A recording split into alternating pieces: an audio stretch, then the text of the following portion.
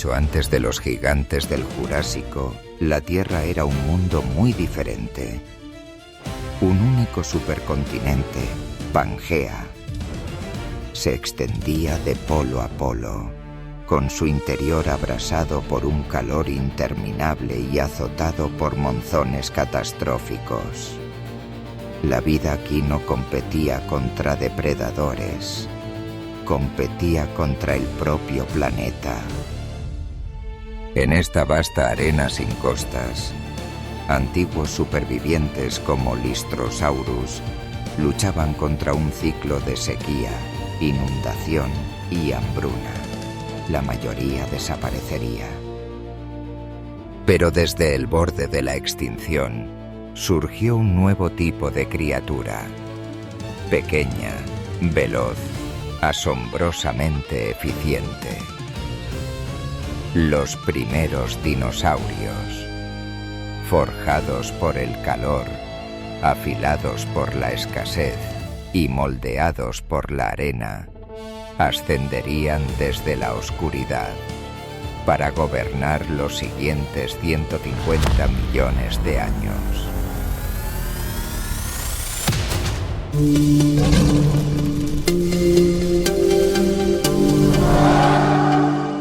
Si abrieras los ojos en el Triásico temprano, lo primero que sentirías no sería miedo ni asombro, sino calor.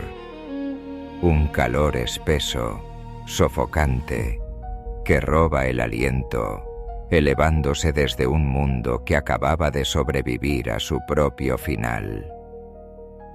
Tras la extinción pérmica, el mayor colapso biológico en la historia de la Tierra, el silencio se extendió por la Tierra. No un silencio pacífico, sino el vacío entumecido que sigue a una pérdida inimaginable. Casi toda la vida había desaparecido. El mundo se sentía lo bastante vacío como para hacer eco. A través de una llanura de tierra roja resquebrajada, algo se mueve. Lento, pesado, decidido. Un Lystrosaurus, una de las pocas criaturas que escapó a la extinción, arrastra su cuerpo rechoncho sobre el polvo. Es un animal extraño, parecido a un cerdo, con colmillos y un pico, nada impresionante ni feroz. Pero aquí, en este páramo, es un veterano, un superviviente, una prueba de que la vida aún no se ha rendido.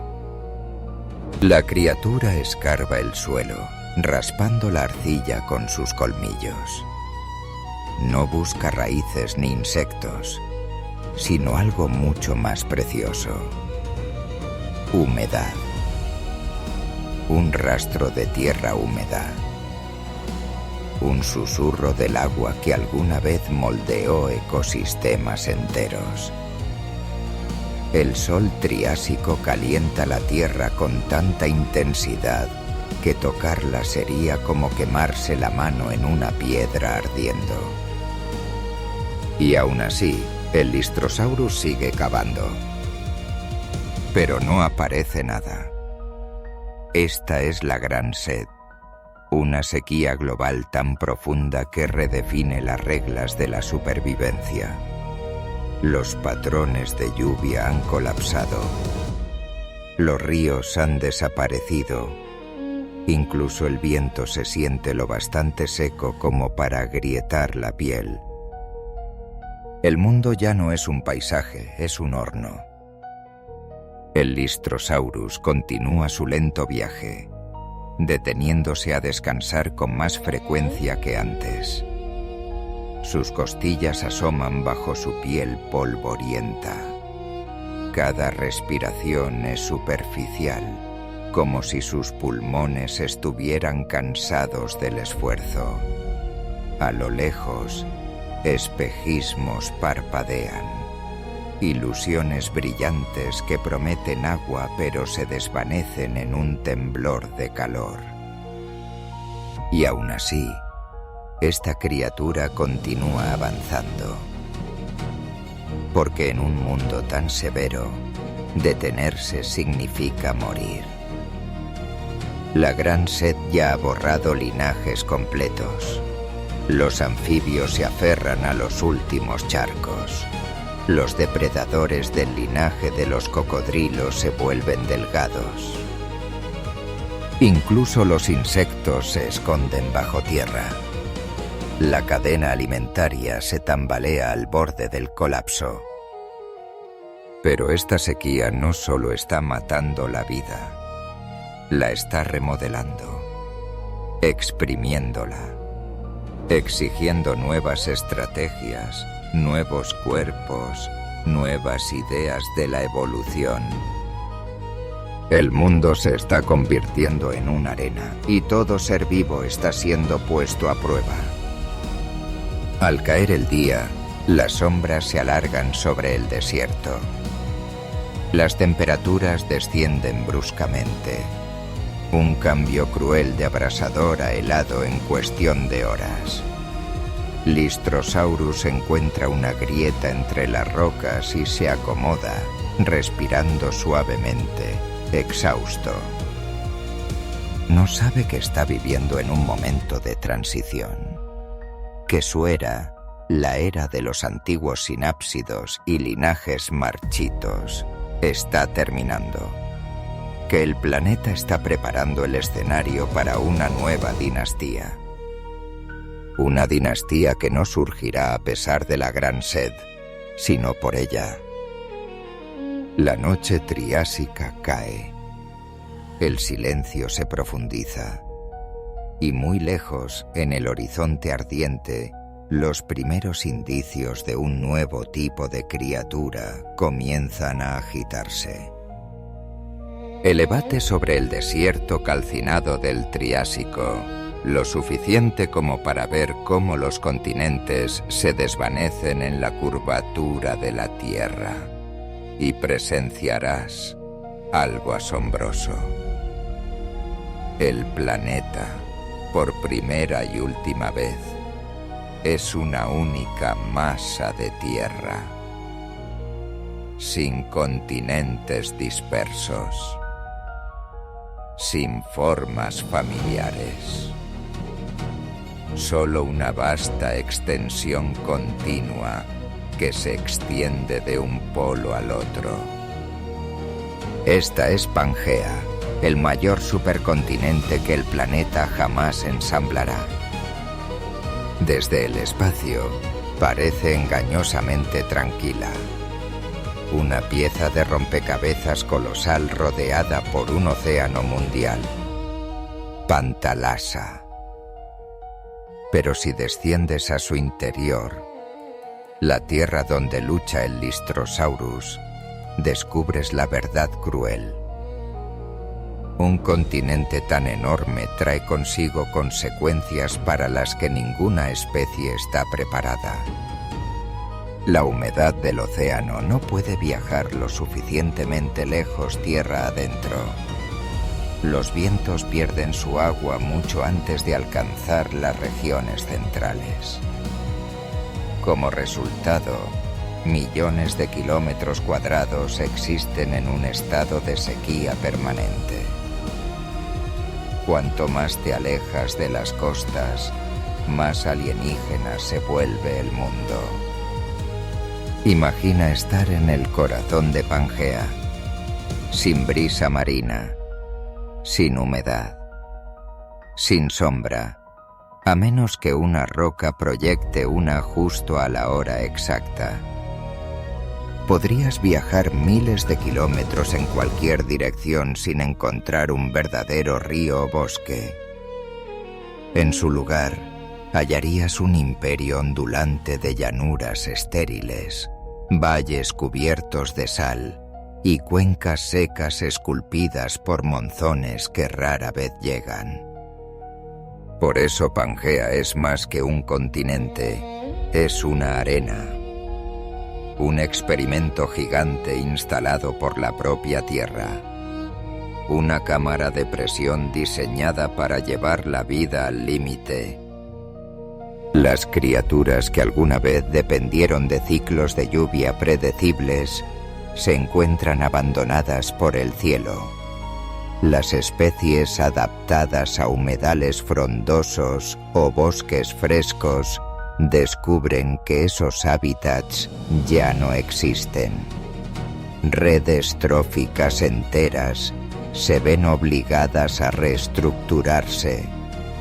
Donde alguna vez floreció la diversidad, ahora reina el vacío. Los supervivientes deben seguir nuevas reglas.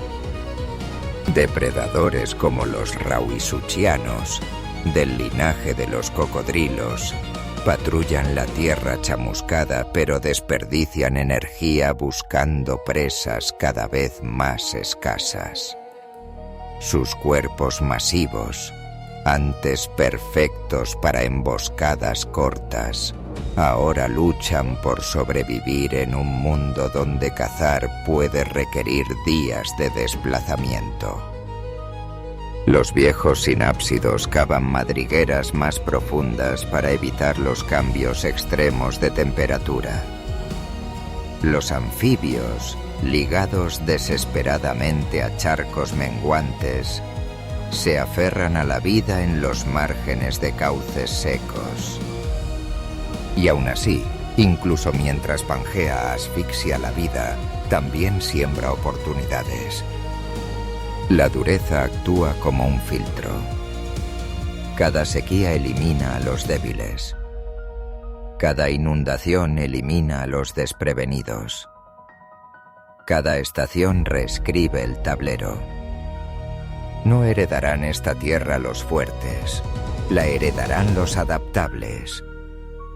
En este mundo donde el clima elige a los ganadores, la evolución comienza a moverse en una nueva dirección, una definida no por el tamaño o la fuerza bruta, sino por la velocidad, la eficiencia y la resistencia.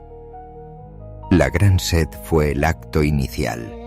Pangea es el escenario, y las criaturas mejor preparadas para esta arena, las que redefinirán los próximos 150 millones de años de la Tierra, aún esperan entre bastidores. Adéntrate más en el interior de Pangea y pronto notarás algo inquietante. Este mundo apenas se parece a la Tierra que conocemos. Es vasto, abierto, hueco, una extensión interminable de tierra tan alejada del océano que parece otro planeta. Es un mundo sin costas. Aquí, el horizonte vibra bajo el calor. La tierra se agrieta en enormes polígonos, como cerámica cocida al sol extendida por kilómetros. Tormentas de polvo hierven en el suelo, sus espirales elevándose silenciosamente hacia el cielo. Ocasionalmente, la vida interrumpe el vacío. Una manada de dicinodontes exhaustos se arrastra por una antigua llanura de inundación, buscando algo, lo que sea, verde. Sus rostros con colmillos cuelgan bajos, sus extremidades se levantan con lentitud agotada. Estas criaturas alguna vez prosperaron en bosques húmedos y valles frondosos. Ahora marchan por un reino de polvo. Cerca, un rauisuchiano solitario merodea por un canal fluvial seco. Su espalda acorazada y sus largas patas poderosas lo hacen parecer temible, pero el hambre ha adelgazado sus flancos. Incluso los depredadores ápice luchan aquí.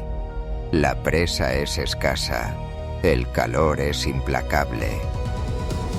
Cada cacería es un riesgo. Pero si la sequía es la primera dificultad, el monzón es la segunda, y mucho más dramática. Primero, se anuncia suavemente. Un viento frío, un tenue olor a ozono, un rumor distante tras las montañas. Luego, sin advertencia, el cielo colapsa. No se abre, colapsa. Cortinas de agua, densas, pesadas, casi cegadoras, golpean el suelo. La tierra seca no puede absorberla lo bastante rápido. En minutos, la llanura de inundación se convierte en un mar marrón turbulento. Ríos nacen de la nada, esculpiendo nuevos cauces en horas en lugar de siglos. Las criaturas buscan terreno alto, dicinodontes tropezando unos con otros, rauisuchianos arrastrados de lado por la corriente. Durante un breve y caótico instante, la vida resurge. Los arroyos corren. La vegetación se dispara en una explosión verde desesperada. Los insectos se multiplican en nubes, pero el alivio nunca dura. Días después, el agua desaparece, evaporada en el cielo tan rápido como llegó. La tierra vuelve a agrietarse, las plantas se marchitan, los charcos se encogen hasta convertirse en huecos fangosos y luego en nada. Pangea respira en ciclos violentos, sequía, inundación, sequía, inundación, convirtiendo todo el interior en un campo de batalla climático. Las criaturas atrapadas aquí no solo luchan contra depredadores o hambre, luchan contra el clima mismo. Pero algo más está sucediendo, algo sutil. Cada prueba elimina a los no aptos. Cada oscilación entre inundación y sequía acerca la vida a una nueva estrategia de supervivencia. Un nuevo cuerpo, un nuevo metabolismo. El mundo se prepara lenta y silenciosamente para su próximo linaje dominante. Un linaje que no depende del agua, no se ralentiza con el calor y no se quiebra ante la escasez. En este paisaje duro e implacable, la evolución está a punto de hacer uno de sus movimientos más audaces. Y pronto, las primeras señales de ese cambio subirán al escenario. En Pangea, la supervivencia no es una competencia entre especies, es una competencia entre la vida y el planeta mismo. El supercontinente actúa como una máquina viva, una diseñada para empujar, aplastar y refinar todo lo que se atreve a existir en su superficie. Y para hacerlo, utiliza un conjunto de armas brutales y perfectamente calibradas. Arma 1. Calor. No el tipo de calor que nutre la vida, sino un calor que esteriliza, que reduce los ríos a lechos rocosos, que endurece la arcilla hasta convertirla en piedra impenetrable, que impulsa temperaturas asfixiantes durante el día, solo para dejarlas caer en picado por la noche. Vivir aquí no es solo incómodo, es fisiológicamente castigador. Los cuerpos de las criaturas antiguas, adaptados a climas más suaves, simplemente no están preparados para estos extremos. Arma 2. Sequía. La gran sed no es un único evento, es una estación que nunca termina. Meses, a veces años, pasan sin una sola gota de lluvia. La vegetación colapsa. Los insectos desaparecen. Los animales excavadores se adentran más y más buscando lo que quede de humedad. La tierra se vuelve silenciosa como un edificio abandonado, llena de ecos de lo que solía estar vivo.